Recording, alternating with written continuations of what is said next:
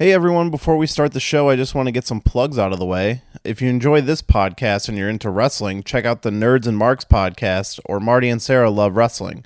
If you're not getting your fill on movie and entertainment discussion, then check out the Entertainment Buffet podcast.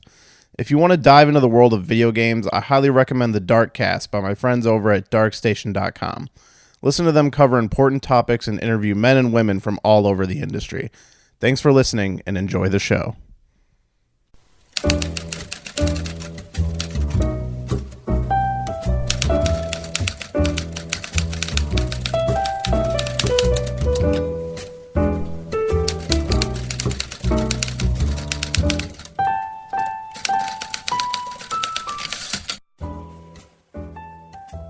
Hello everyone and welcome to the mobile edition of Shelved. I am recording this a little late. You might hear some background noise because I'm actually recording this in my car on my commute home. I know, probably not the safest thing, but that's why I do it instead of you. But don't worry, got both hands on the wheel, got a setup here, so my mic is just kind of hanging here. But no, I'm being as safe as possible. But kids, don't try this at home. So today is not going to be a very long episode. I don't have a lot to talk about because once again on Friday, not 100% sure on what we're doing. Next week will probably be Amazing Spider-Man 3, which will be a little bit of a different episode because there isn't a full script for it, but there is a lot of information that's been coming out recently on what that movie was going to be. So we will dive into that and we will come up with not predictions because the movie's never going to happen, but we will talk about the Amazing Spider-Man series probably as a whole and dive into what Amazing Spider-Man 3 was going to be, the possible Sinister Six movie, which some information for that leaked out as well, and just what we would have done to maybe course correct that franchise. I don't think I've ever really talked about this series on the podcast before, but as everyone probably knows, Spider-Man is my favorite superhero. I love the Spider-Man movies, all of them, doesn't matter. Actually, Spider-Man Homecoming is one I did a review on a while back that my opinion has changed kind of drastically on, and more towards the negative side. I still really like the movie, but I have a lot of problems with it, and I have even more problems with it now after having dwelled on it for so long. Maybe I'll get into that one day, or maybe we'll talk about it on that podcast. So I'm not going to get into it here, but yeah, so not sure what we're going to do on Friday. I'd like to come up with something fun. It'll probably be a solo show, but maybe I can rope some buddies in and we'll try to pitch a movie. That's an idea I came up with a while ago, and I talked about it when I said, like, hey, we're going to go into this little lull of time where there's going to be less script episodes and more different kinds of episodes, and that's one we haven't done yet. So maybe I'll get a group together and we'll try to pitch a movie and just come up with some ideas, and we'll see where that goes. I think that could be really fun, but I've definitely been wanting to try that.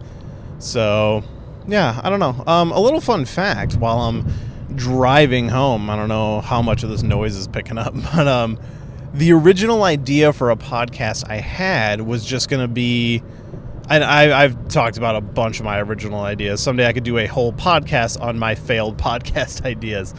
But one of my original ideas was just going to be having a microphone set up in my car and recording to and from work every day, and that was going to be because I have about 45 minutes to an hour commute to work, so those podcasts could be like an hour and a half to 2 hours depending on the drives.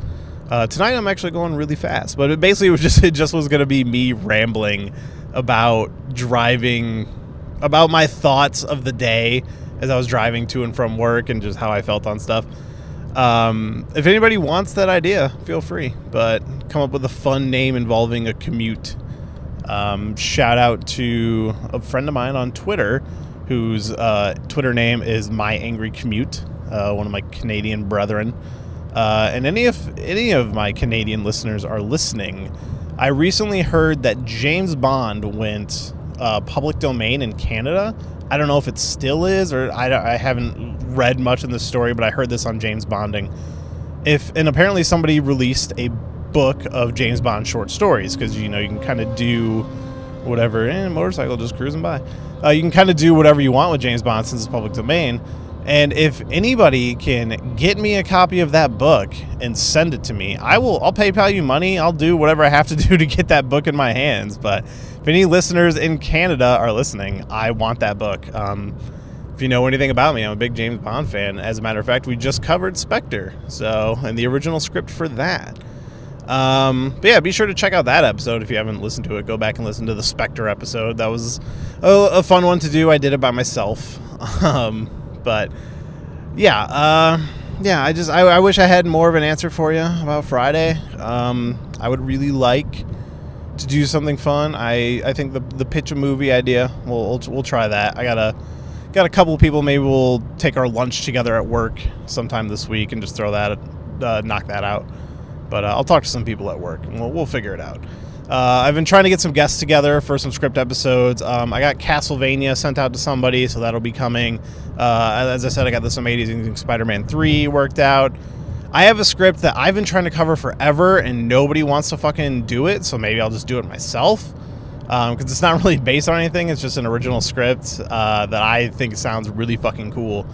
But work has finally started to calm down, so I'm going to start sending out my spreadsheet full of scripts to all my regular guests. I've been kind of talking to a bunch of the ones that are my coworkers, and some of them are kind of like Maggie, who's done a lot of episodes. She's moving, and so she's kind of busy with some stuff. So unfortunately, she's not going to be free anytime soon. But and I do still want to do the Star Wars commentary track for Return of the Jedi, the final one.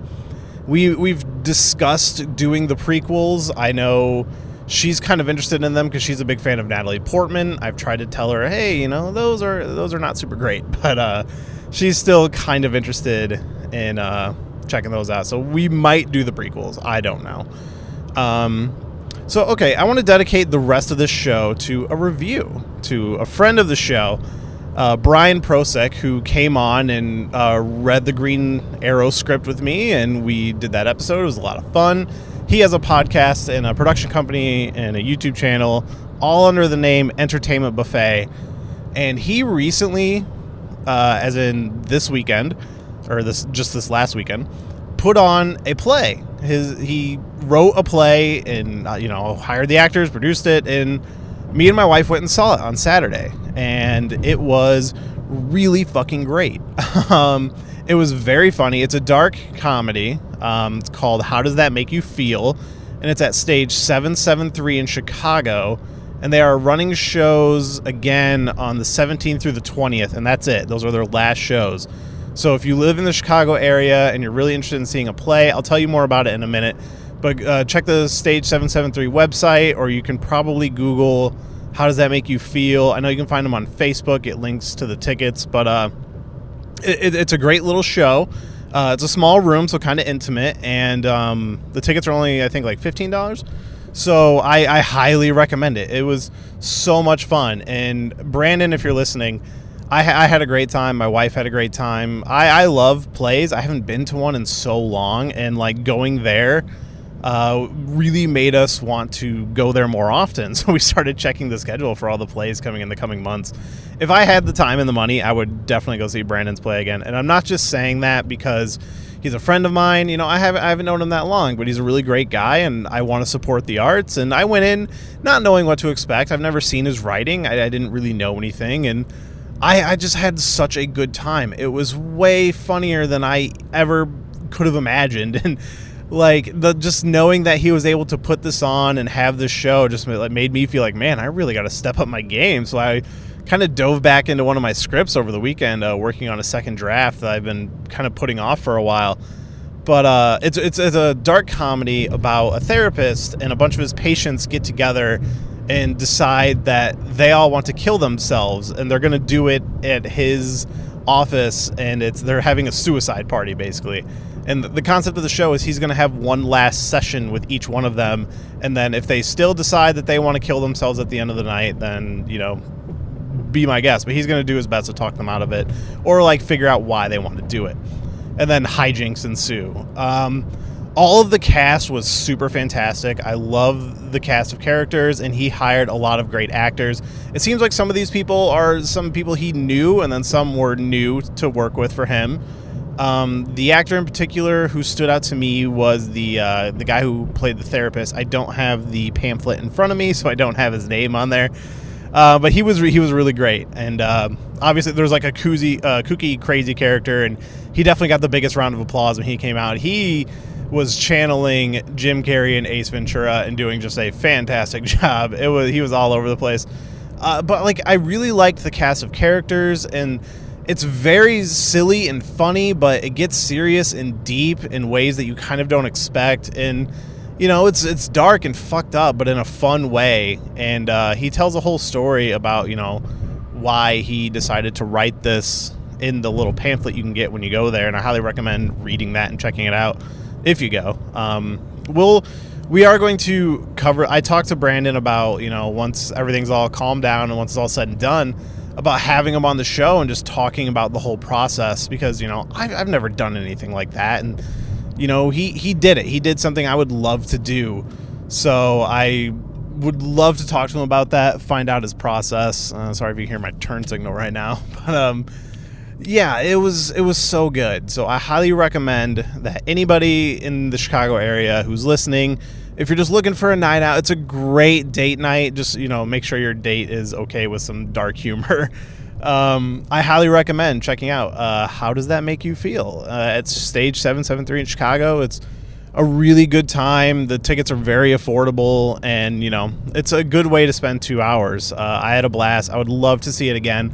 As soon as I got out, I'm like, man, you have to send me the script, because it's one of those things where, like, it's a play. It's disappointing that this will never be, like, filmed. I mean, I'm assuming he's not filming it. It's kind of a small place. I didn't see cameras. I don't know. But I'm assuming, you know, most plays don't get filmed, and I just, like, I need to be able to experience this again, and reading it is just fine.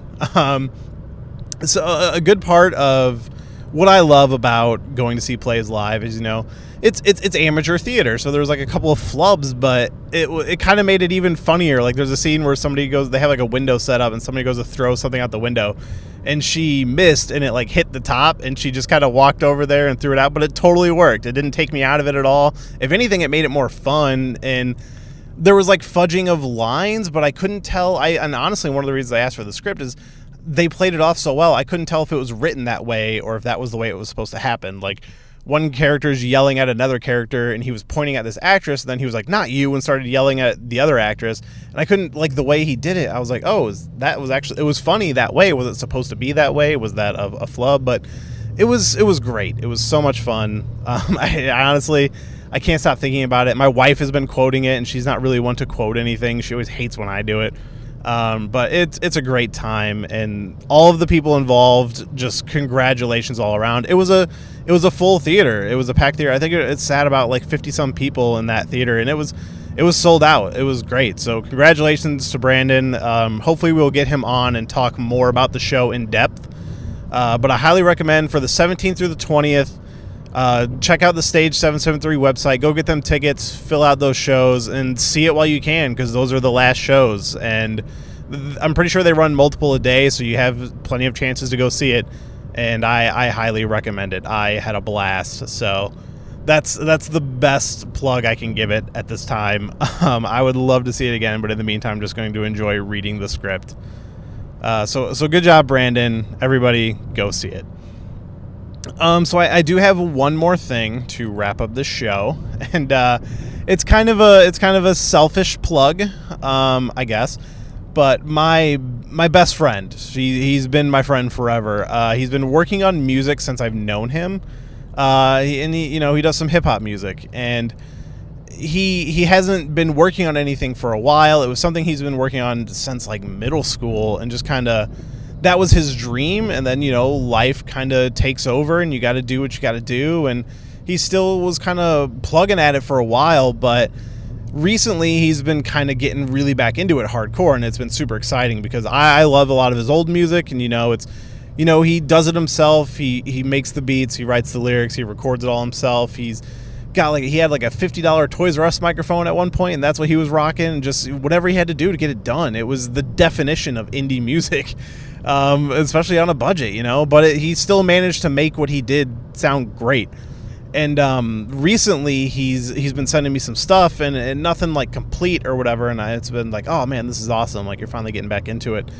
But out of the blue, a couple days ago, he sent me a new full song that he recorded, and I didn't have a lot of expectation. Not to be mean, Josh, if you're listening, but I didn't have a lot of expectations because he hadn't done anything in a while. And then he sent me this song, and it fucking blew me away. I have been listening to it on repeat, and this is what I would call like a demo version. So I've been talking to him for a while, and he has like a large body of work, some of it better than others, and I've been telling him, he's been using the same old equipment for a while, but I'm like, man, I'm sitting on this really nice recording equipment. It does great quality stuff. I mean, you can listen to it now, how it picks up all my car sound effects and my turn signal that's about to come on. But, I'm like, why don't I bring my recording equipment and we will pick, all of your best stuff and re-record it. So that's what we're going to do. But in the meantime, I'm going to play the demo version of his song that he sent me. And that's what we're going to close out the show with, because I'm fucking obsessed with it. I listen to it constantly, and I'm actually going to listen to it right now once I hang this up and I edit in the song. But I just wanted to play it. I think it deserves to be listened to, and I would love to hear your feedback on the Twitters or the Instagrams at Shelved Podcast, or send us an email, shelvedfilmpodcast@gmail.com. I want your honest opinion. Like, just because it's my friend, like, if you fucking hate it or anything, tell me. I'm going to say, yeah, we do plan to re-record this, so the vocal tracks will get better. But it still sounds really good for what he did, and I actually kind of like the quality of the vocals because it fits the aesthetic of the song. So I actually told him, like, we should keep both once we re-record it and see which one actually sounds better. But I'm gonna throw that up at the end of the show. It's my friend. His name is Josh Gash. We are going to work on making the song available in some capacity. At the moment, you can just listen to it on this podcast. And I'm probably going to play it on future episodes. This might close out the show for a little while. But we're going to try to make it available in some capacity. I mean, it could be a free download. I'd love to get this guy some money because he deserves it. So we'll see if we can throw it up on Bandcamp or something for like 99 cents. But yeah, so that's gonna be it for this episode. Thank you for listening, and be sure to check back on Friday for whatever shenanigans we decide to get into. And closing out this show is going to be the song I'm Real by my best friend in the whole world, Josh Gash. I'm real.